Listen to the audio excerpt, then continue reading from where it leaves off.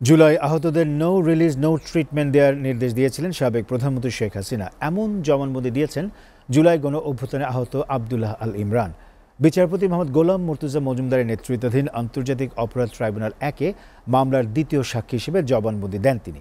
এ সময় গণ অভ্যুত্থানে চোখ হারানো এক নারী তাঁর অন্ধত্বের জন্য শেখ হাসিনাকেই দায়ী করে জবানবন্দি দেন। মামুন হোসেনের প্রতিবেদনে দেখুন বিস্তারিত।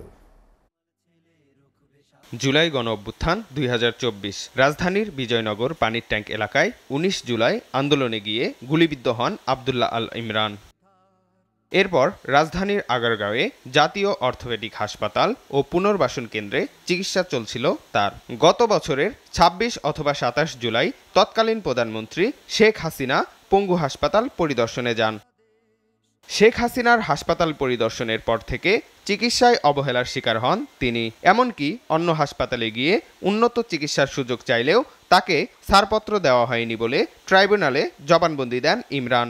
জবানবন্দি গ্রহণ শেষে এ কথা জানান ট্রাইব্যুনালের প্রসিকিউটর। আজকে আরও দুইজন ভিকটিম ইমরান, আবদুল্লাহ আল ইমরান এবং পারভিন, এই তিনজনের এই 2 দিনে জবানবন্দি নেওয়া হয়েছে। ডিফেন্সের পক্ষ থেকে তাদেরকে জেরা করা হয়েছে।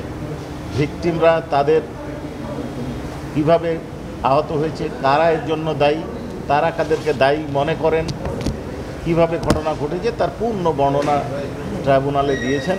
এদিন জুলাই গণ অভ্যুত্থানে চোখ হারানো এক নারী জবানবন্দিতে বলেন তার অন্ধত্বের জন্য একমাত্র হাসিনাই দায়ী। নির্বাচনের আগেই আদালতের কাছে জুলাই গণহত্যার খুনিদের সর্বোচ্চ বিচার চান তিনি। এই সাক্ষীরা তাদের সাক্ষ্যে এই ঘটনার জন্য কোনো স্থানে শেখ হাসিনা,